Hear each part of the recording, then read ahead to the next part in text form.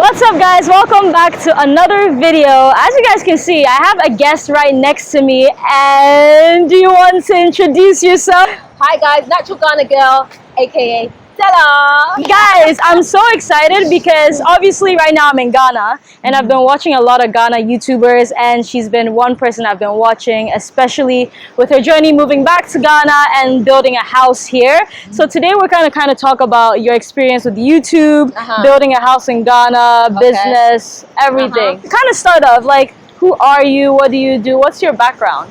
My background, okay, so both my parents are Ghanaian, but I was born and raised in the UK. So I've had experience of coming back to Ghana when I was younger, like every other year type thing. But I guess back then Ghana was nowhere near as developed as it is now. So back then I always saw Ghana as like quite a hard place to be. So for me, my brain was always like, okay, Ghana's just a place where you go on holiday and then you can't, you know, you just come back every now and again, that type of thing.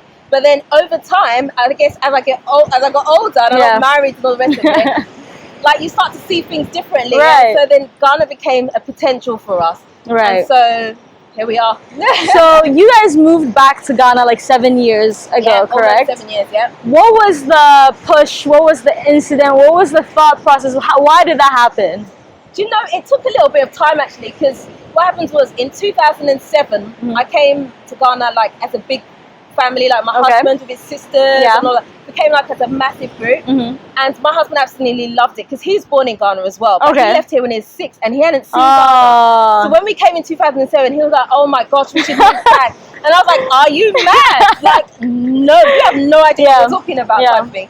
But then he kept on going on about it, and then one day I was just like, okay, let's try it, because I'm just fed up of being in the UK, and then my husband goes to work and he's at work 6 days a week, and I'm always at home with the children, and it was like, I just didn't like the routine. I'm not like really a routine type person, so I found it really hard. And so when Ghana came up again, I was like, let's just do it, let's just go for it. And so I guess we were reckless in that way. We're like, let's just do it. And I mean, clearly it's worked out for you, it's worked out for some other people that are moving back, but that initial reaction, like, what? Why would we move back? What was like, you know, what were you thinking? What were the things you were worried about, I guess, moving back? I wasn't really worried for myself. It was more for my children. Because people would say to me, oh, it's not fair for you to pick up the children and move into another country. Let them get settled here. You know, maybe when they're older and that kind of thing. So there was a lot of negativity around the whole moving to Ghana thing. And obviously it wasn't as popular back then.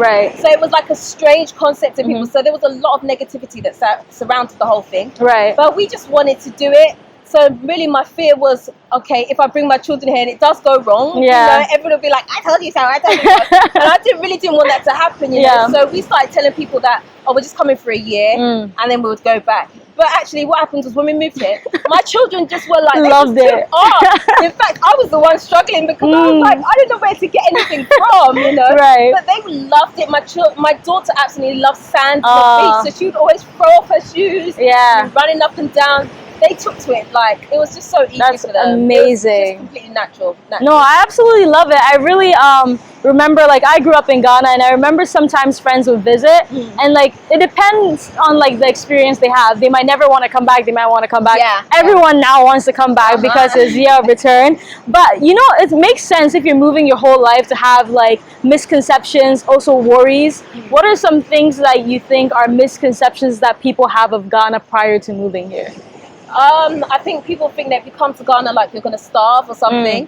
And obviously healthcare is another one. But now there are lots of healthcare institutions that are popping up now, so it's not as of a major concern as it was a few years ago, you know. So I think for a lot of people that is what it is. It's got to be healthcare, and also schools as well. Schools can be a tricky one for people because some schools are really expensive, or they're not as close to your house as what you would like, and so there's like that whole dynamic, and so it can be difficult for people that have children to know what to do. But unless you come and you try it, you won't know. You know, everyone's circumstance is going to be different. So whereas one family might settle in, might not settle in, doesn't mean that you won't settle in. It just depends on what you can take. You know, so you have to be flexible. If you come with an open mind, though, you're pretty much good. I think a lot of people that are worried about moving, it has to do with your kids. And like, even the last video I did, it was more about like how do I know what school to send my kids to? Like, you know, is it safe for kids? So what was that transition like for you coming here? How did you figure out your kids' schooling, you know, their day-to-day life, and make that good for them, you know? Well, first of all, I was actually homeschooling when we came to Ghana. Okay. So we just continued with that. So we just tried to stay fairly flexible and fairly relaxed. Yeah. I didn't want to come and feel like uptight. And I think there needed to be a period of adjustment. I think that's really important when you come here. Okay. So don't try and do everything. Don't try and say, okay, I want my children to get into this, start school like in 2 weeks' time, and then do this. You know, it's not going to work. This is Ghana, so take time to like adjust to what's here. Yeah. Because I think one of the biggest things when you move here is learning to slow down and to just take things easy, because you might be in a rush, but the people that you need to also be in a rush are not in a rush. And so you're going to just frustrate yourself. So give yourself time to fall into a system. Don't be so quick to push and get into that system. Like I said, we were homeschooling in the UK, so we just came here with homeschooling and continued that for a while. Right. And then my children did go to school for some time. Okay. But now, because of obviously everything that's happening in the world, they're not doing that anymore. They're back to kind of homeschooling again. Okay. Which, you know, we're just being flexible. We're just going with the flow, basically. Yeah. You know, obviously responsibly, but we're just going with the flow and just see where it takes us. So when they went to school, how did you decide the school? Like, what was the process in like picking it up for you? For me, I had a few things that I wanted to make sure that the school had. Okay. I didn't want a school that was too big. Okay. Because I actually really like the whole homeschool feel, where it's very small and there's that teacher-student relationship. Right. And so the school that I sent my children to was one that a friend of mine had actually set up from the UK. Okay. So I knew her from the UK, so she set up school here with her husband, and that's where my children went to. And the school was really quite small. So I think at the time that they started, it had about 60 students or something like that. Wow, so it's really small. So that's exactly what I was looking for. Right. And so I didn't really think about any other school. And it was reasonable as well. Yeah. As reasonable as Ghana is anyway. Yeah. So we could have kind of afforded it at the time, so it wasn't too bad. Yeah. But some of the other schools that we had looked at were it was just like ridiculous. It was like more than a mortgage. Like there's no way that a normal person could pay these kind of fees, you know. So those were just out. So I think very much when you're picking a school, your budget is obviously going to determine a lot. But for me, definitely it had to be a small school, and I had to see certain things, certain qualities within the school as well. And I'm glad you were able to find like the right fit for your kids. Moving on from your kids onto the parents, you guys. Yeah. You guys clearly made the transition for your kids as smooth as possible. What was the transition like for you? Not school, obviously, but work-wise, job-wise. Did you guys had a 9-to-5 type experience in the UK? Yeah. So I did work from parts in the UK, but then obviously as I got into the thing of having children, I was off work. And, you know, I had to like every 2 days I was having a child. Guys, she has 4 kids. So like I wasn't working for a long period of time. And my husband was like the breadwinner. So when we came to Ghana, he very much was into construction. So he kind of wanted to shadow people that were into that field. So he would like shadow people and do that thing. So he was learning the ropes basically. And obviously I wasn't working here. And so eventually what happened was I started a blog here, and that kind of helps with finance and stuff like that. And then obviously construction began to take off for my husband. So we both have our own things that we have. And obviously I do YouTube as well. So those are the main 2 things that I'm doing at the moment. So everything kind of just like worked out. It did, but be careful when you come to Ghana, right, with your finance, because if you're not careful, you can find yourself in some quite dicey situations, because it definitely happened to us. And I feel that if you come to Ghana and you don't have the right mindset financially, you can easily mess up your finances, and you'll end up going back. And I've seen it happen to so many people. Yeah. But if you're in Ghana, going to commit to Ghana, you've got to commit. You can't just be wishy-washy, being in and out. You have to make that commitment, because when times got tough for us, it would have been easy for us to say, okay, you know, we're just going to go back to the UK because it's not working out.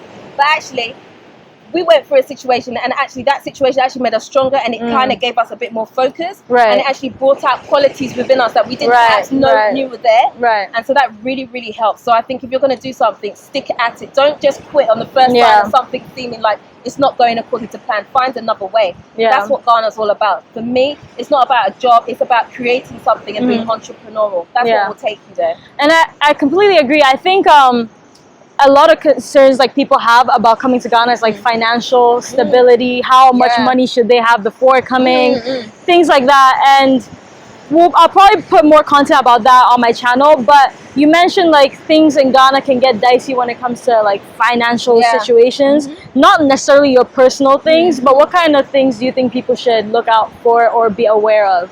I think for starters, if you're going to rent a property, do something within your budget. Don't just look at it as convert it back to like the pounds or the dollar and think, oh well, this is not that much, because eventually, because when you have to pay like 2 years in advance, stuff like that, you might think, okay, it wasn't that much, but actually your 2 years is going to run out really quickly, and finding that bulk money every time up front can be quite a lot. So just like stay humble, basically. Don't just say, oh, I want to live in a prime location, and really you can't afford it. Just be honest about what you can afford financially and do that, because you know, you hear people renting like $2,000 houses, $3,000 houses, and they're struggling. Like there's no point if you have a big house and you can't afford to put food in your fridge. You know, like just be a bit cautious of what you're doing, you know. If it means you have to live a bit further out, then go a little bit further out. You'll get a bit more house for your money. Do you see what I mean? So just weigh things up. Just be really careful with your money, especially when it comes to renting. That's going to be one of your biggest expenses. Absolutely. And I think a good thing you mentioned is like the exchange rate. Especially for like me and my friends that come back in December, we get really excited because it's like we're changing dollars to cedis, you know. It's like but then before you know it, if you're moving back to Ghana, you have to be aware that if you do end up working in Ghana and you don't have a job that pays you in dollars, you'll be making cedis now, right? So when you first come in, you have dollars in your bank and you're overspending, and you start to realize, oh, I don't have dollars anymore, now I'm making cedis. How am I going to balance that? So I think you need to be aware of that too. One thing you mentioned, that perfect transition for me, your blog. And speaking of business, being entrepreneurial, that's something I want to talk about as well with your personal experience. So you started YouTube a time back, but you took it seriously more recently, correct? Okay, but you started with a blog. I did. Can you tell us a little bit? I started with YouTube, but then I stopped, and then I went to my blog. How does tell these guys about, they want to know, you see, as much as we want to be successful, these guys watching on my channel, they want to be successful too, so I want to give them the tea. How can they make money, but also before that, your personal blog story. So basically, I kind of was looking for ways to make money online, and obviously you hear about a lot of scams and stuff, and so I was like really hesitant. But I needed something to be flexible, because obviously I have my children, I can't just get up and leave them and go to a 9 to 5. So blogging was when I discovered blogging, I realized that people were making like literally money. Like I'm talking about like $10,000 a month. Guys, I didn't know this. I'm not earning that though, by the way, But people were earning like at least $10,000. And I was like, I was really intrigued. So I was like, how are they doing this? And so I realized that actually once you have a blog, you can have so many income streams come out of that blog, that you can just escalate your business just like that, There are so many crevices to blogging. So you can make money from ads on your blog. You can make money like if you have like a digital product that you're selling, or a course that you're selling. It just whatever you're passionate about, you can just make. The streams are there. So it all stems from that one blog, and then you can have loads of things just come off it like that. So if you're not sure about what to do, especially in these times now where people are being laid off and all of that, blogging is a really great thing to get into, because it's just income while you sleep as well. So it just it's working for you 24/7. So for me, it was perfect. And like she said, passive income. And just to give these guys tangible advice on the people that want to actually start a blog right now, what do you need? What platforms can you use? What's like the basic fundamentals that they can get started with? So if you're looking to start a blog and you're serious about making money, it's always best to start with WordPress, because that gives you the most flexibility. Some of the other platforms like Blogger and stuff like that, you don't actually own the rights to your own content. So if they decide tomorrow to shut your website down, they can do that. So with WordPress, they can't do that. All your content that you produce is your own. So, and the other thing about blogging is it's very front-loaded. So that's what puts a lot of people off. That's why not everyone goes into it, because it takes time to write articles and to get those going, and for Google to recognize your articles before you start to see the money coming in. So if you're prepared to go through that transition, then the money's there to be made for sure, definitely. But you have to go through that, and obviously you've got to be passionate about it, because I've seen so many people start blogs do it for a time and then quit because they don't see the money coming in fast enough. Right. And so that's the thing, you got to be in it for the long haul. Long haul. You have to look at it as a business rather than a hobby, because those are two very different things. There's a business and there's a hobby. Lots of people write about their personal life. Oh, today I did this, today I did that. That doesn't make you money. Write about things that people search for. Exactly. Things that people are actively looking for. Those are the things that make you money. Blogging, YouTube, all those things. People think, people see YouTubers that are like rich, obviously, and you think it's like, oh, do you know what? Let me start YouTube and let me make quick bank. But honestly, with these things, they're all long-term investments to get the returns that you're seeing bigger people have. Blog, making money from blogging, moving to Ghana, then we finally land on YouTube. Yes. Tell me all about that. So when I originally started YouTube, it was more of a vent for me. I kind of fell into YouTube. I never woke up one day that, oh, I want to be a YouTuber. It didn't start that way. It was literally me like, I can't find where to get this. I don't know what to do. I'm frustrated. It cost me this much to get internet. It was literally started like as a rant. And then it kind of went from there. In fact, my first YouTube video was about natural hair. And then I was like, oh no. I think I did 2 videos and then I just quit. And then I started ranting about Ghana a little bit.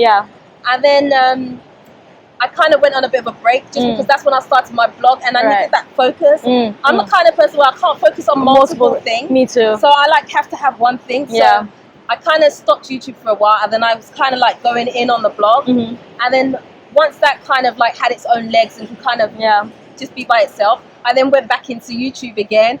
And I just love it ever since, honestly, because every day can be different. You decide your own terms, you know, you decide where you want to go. And I just absolutely love it. I just love it. I know, I honestly love it too. And I think anyone that's doing it for like a good amount of time, if you don't love it, you honestly can't do it. No. And I think you fell into the perfect niche of, you know, being in Ghana. You were already here, and then like YouTube took off with Ghanaian YouTubers, which is absolutely perfect. But in starting a YouTube channel and finally seeing growth, what did you have to do for that to be able to happen? I had to be consistent. Because obviously I'd started before, but because I stopped, you know, people are not searching for your videos anymore. You're not popping up in the algorithm anymore. So that kind of hurts you. So the main thing I'd say about starting a YouTube channel is that you have to be consistent. Just know how many videos you want to put out a week or whatever, and just stick at it. Just keep going. You've got to put the graft in for anything to happen, you know. So now that I've started being consistent, I'm definitely seeing much more growth, and I'm just going to keep going at it. You know, I enjoy it. So for me, obviously I want to get paid. I'm lying if I said I didn't want to, you know. Who doesn't? But, you know, but the money's a bonus. But I actually really enjoy showcasing Ghana and what's happening and all that. I just absolutely love it. I just get a triple I love it. Just from the way like you're talking about it, you can tell that you love both natural hair and YouTube. I really do. No, it's honestly amazing, and I'm glad that there are like people like you that's making content around Ghana. I think it's about time people realize the value that we have being here in our own homes in Ghana, in Africa, Nigeria, whatever country it may be. So if you guys don't know her, she's building a house in Ghana right now, and she's documented the entire process of that. And a lot of people moving back are going to be experiencing the same thing. So they're curious about the things that you're going through. Tell us about that. Tell us about that. Honestly, I won't say it's been easy. I mean, the advantage that I have is that my husband's a builder. So he knows certain things. But it can just be frustrating sometimes working with people that perhaps don't have exactly the same vision as you. So it makes things that much harder. But so far, we've loved the process of going through it. And I just love being able to share and like give quick tips. So like, whenever I do a YouTube channel, I always want someone to learn something out of it. I don't really just want to make videos where it's like, oh, that was nice. I want someone to have like a takeaway and think, oh, wow, how did they do this? Or, oh, I didn't know you could do that. You know, so I always try and include something of value inside each video that I do. So whenever we post something building, I try and make sure that someone learns something. Because there's so many people out there that actually just don't know basically. For me, I'm learning because my husband's like, oh, it's not like that, it's like this. So I'm like, oh, okay, I didn't know, you know. So I just love to just be able to show that. So I think a lot of people do come so they can also educate themselves as well, as I am, you know, and just kind of learn a bit more about building. Absolutely. And I know a lot of you guys are probably going to comment down below like, okay, can you tell us about buying land? All those things you can find over on her channel, which is going to be down in the description. But since you mentioned that you like to give people tangible advice before they leave, what are 3 tips as far as buying and building a house, struggles you faced and how you overcame them? one thing I'd say is, first of all, know your workers. Mm. Know that they're there to support you, because there's some people, unfortunately, that will not be there to help you. They're actually more of a hindrance. I'm sorry to say that, but it's just the truth, because we've experienced it many times. You know, I've got videos on my channel where we've had someone come in and do our kitchen and completely just destroy it and just left us, told us that they've lost the money that they've been given. That's all them kind of nightmares. But make sure, if you find someone that you know is really good and you trust, invest in them. Support them, because they will always be there for you. That's one thing that people have to do. You have to learn to do that. Support those that support you, because honestly, they'll be there for you all the time. So that's one thing. Another thing is just follow your dreams. Don't let someone else come in and change what it is that you originally wanted, because a lot of the time when it comes to building here, people say, oh, we don't do it like that. But it's not about, it's about what I want, it's not what you think I should have. So you've got to be quite strong sometimes to say, no, I want it this way, even though it's not done that. Can we do it this way? You know, it's about that. And it's also about being relatable to people as well. I think sometimes if you feel like you're higher than other people, then it's going to show, and people won't respect you for it. So you really have to, you have to respect people in order to get respect. So you can't demand respect from people. It has to be like a mutual thing. And so it's good to learn from those that are also on the ground. You know, don't just stick in a particular circle. You know, make friends with everybody. Basically. Natural Ghana girl, everything, her information is going to be down below. Go follow her and go comment on her video on her channel that I'm in, and comment that you're coming from my channel and say hi to her. Do you have anything you want to say? Not particularly, but we've had an awesome time today. I have watched you myself many times in secret. I never comment, but I do watch your videos. I really do. And I'm just so happy that we've managed to do something together. I've had so much fun. Me too. We've had a few crazy things happen today, right? You need to go to her channel to see that. You do. But apart from that, obviously, subscribe to this channel as well. Thank you. And that's all I want to share. Perfect, guys, thank you so much for watching. Don't forget to subscribe, like, and comment, and I will see you guys next video. Peace. 아침을 깨우는 네 목소리 머리를 빗는 네 빗소리 밖엔 비가 오나 봐 들리는 빗방울들이 땅에 떨어지는